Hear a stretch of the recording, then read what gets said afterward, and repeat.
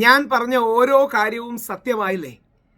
ദിലീപിന്റെ കേസിൽ വ്യാജ ഫോട്ടോഷോപ്പ് ഉണ്ടാക്കി. ഇത് പറയുന്നത് കേരള പോലീസിന്റെ DGP ആയിരുന്ന ഏറ്റവും പ്രമുഖ ഉദ്യോഗസ്ഥയായിരുന്ന ശ്രീലേഖ IPS ആണ്. ഇന്നും പൊതുമണ്ഡലത്തിൽ ശക്തമായി നിൽക്കുന്ന കേരളത്തിലെ ആദ്യ വനിതാ പോലീസ് ഉദ്യോഗസ്ഥന്മാരിൽ അല്ലെങ്കിൽ IPS ഉദ്യോഗസ്ഥന്മാരിൽ ഒരാളായ ഏറ്റവും മിടുക്കിയായ ഏറ്റവും ഗംഭീരയായ പോലീസ് ഉദ്യോഗസ്ഥന്മാരിൽ ഒരാളാണ്. ദിലീപിനെതിരെ വ്യാജ ഫോട്ടോഷോപ്പ് ഉണ്ടാക്കി. നമുക്ക് മാഡത്തിൻ്റെ തന്നെ ഒന്ന് രണ്ട് കാര്യങ്ങൾ കേൾക്കാം. ഈ മനുഷ്യനെ 8 വർഷമായിട്ട് വേട്ടയാടുകയാണ്. ഇപ്പോഴും ചില മാധ്യമങ്ങൾ വേട്ടയാടുകയാണ്. ഇത് നിങ്ങളുടെ മോനോ നിങ്ങളുടെ സഹോദരനോ നിങ്ങളുടെ അച്ഛനോ ആണ് പറ്റിയിരുന്നെങ്കിൽ ഒന്ന് ആലോചിച്ച് നോക്കുക. ദിലീപിന് ഒരു ഭാര്യയില്ലേ? ഈ കള്ളക്കേസിലേക്ക് അദ്ദേഹത്തെ വലിച്ചഴച്ചപ്പോൾ ഭാര്യയും 2 മക്കളും അമ്മയും എന്തുമാത്രം വേദനിച്ചു കാണും. നമ്മൾ അതിജീവിതയോടൊപ്പമാണ്. അതിജീവിതയെ ആക്രമിച്ചവരെ ശിക്ഷിച്ചു. അവർ ക്രിമിനലുകളാണ്, അവരെ ശിക്ഷിക്കണം, പ്രത്യേകിച്ച് പൾസർ സുനി അടക്കം. പക്ഷേ ശ്രീ ദിലീപിന് ഈ കേസുമായിട്ട് എന്താ ബന്ധം? ഇനിയും പറയുന്നത് രാഹുൽ ഈശ്വർ എന്ന സാധാരണക്കാരനല്ല. ഈ അടുത്തിടയ്ക്ക് പഴയൊരു വീഡിയോയും ശ്രീലേഖ മാഡത്തിൻ്റെ ആദ്യ വീഡിയോ കാണിക്കാം. പക്ഷേ ഈ വീഡിയോ 2-3 ദിവസം മുമ്പ് ഒന്നാണ്. അത് നമ്മളെല്ലാം കണ്ടിരിക്കേണ്ടതാണ്. ഒരു പെൺകുട്ടിയെ ഏൽപ്പിച്ച കാര്യമാണ്. വളരെ സെൻസിറ്റീവ് ആയിട്ടുള്ള ഒരു കേസാണ്. അപ്പൊ ഞാൻ ആ പെണ്ണിന്റെ കൂടെയാണ് നിൽക്കേണ്ടത്. അങ്ങനെയാണ് ഞാൻ ചെയ്തിരുന്നത്. ഈ ദിലീപിനെ ഞാൻ കാണുന്നത് വരെ, ജയിലിലെ ഇങ്ങനെ അവസാന നിലയിൽ കാണുന്നത് വരെ ഞാൻ അങ്ങനെ തന്നെ വിശ്വസിച്ചിരുന്നത്. പക്ഷെ കണ്ടു കഴിഞ്ഞ് അതിനെപ്പറ്റി സംസാരം കേട്ട് അതിനെപ്പറ്റി ചിന്തിച്ചു തുടങ്ങി. പിന്നെ ആളുകളോട് ചോദിച്ചു, ഞാൻ കേസ് പഠിച്ചു, അതിന്റെ ഫുൾ കാര്യങ്ങൾ മനസ്സിലായി. ഒരു DGP തന്നെ പറയുന്നു അത് ഞങ്ങള് തെളിവിന് വേണ്ടി ഫാബ്രിക്കേറ്റ് ചെയ്ത എവിഡൻസ് എന്ന് പറയും. ഒരു DGP മറ്റൊരു DGPയെ കുറിച്ചാണ് പറയണേ. ആരാണെന്ന് ഞാൻ പറയുന്നില്ല. മറ്റൊരു DGP പോലീസിന്റെ തലപ്പത്തുള്ള ആൾ. ഇനി ഞാൻ പറഞ്ഞ ഇനി എനിക്കെതിരെ പ്രശ്നം വരുമെന്നറിയില്ല. ഒന്നുകൂടെ ഒന്ന് കേട്ടേ. കാര്യങ്ങൾ മനസ്സിലായി. ഒരു DGP തന്നെ പറയുന്നു അത് ഞങ്ങള് തെളിവിന് വേണ്ടി ഫാബ്രിക്കേറ്റ് ചെയ്ത എവിഡൻസ് എന്ന് പറയുന്നു. അൺബിലീവബിൾ, വിശ്വസിക്കാൻ പറ്റൂല. അപ്പൊ അതിന്റെ പുറകിലുള്ള ആൾക്കാർ എന്താണ് ചെയ്തത്, എങ്ങനെയാണ് ചെയ്തത്, ഇതെല്ലാം ഇപ്പൊ ക്ലിയർ ആണ്. അത് ഒരു പെൺകുട്ടിയെ ആലോചിച്ച് നോക്കണം.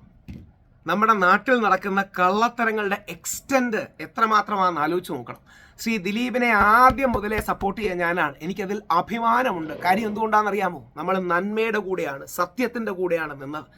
ആ സത്യം ശ്രീലേഖ മാഡം വർഷങ്ങൾക്ക് ശേഷം ശ്രീലേഖ മാഡം പറയുകയുണ്ട്. അതായത് ഇന്നേക്ക് ഏകദേശം കുറേ വർഷങ്ങൾക്ക് മുമ്പും അവരുടെ അവരുടെ അനുഭവങ്ങളിലൂടെ പറയുകയുണ്ട്. അതും കൂടെ നമുക്കൊന്ന് കേൾക്കാം. എന്നിട്ട് നമുക്കതിൻ്റെ ഭീകരത മനസ്സിലാക്കാം. അന്നത്തെ DGPയെ കണ്ടു, മുഖ്യമന്ത്രിയെ കണ്ടു, എല്ലാവരോടും ഈ കാര്യം പറയുകയും ചെയ്തു. അന്ന് ഞാൻ ആദ്യമായിട്ട് സംശയം പ്രകടിപ്പിച്ചു.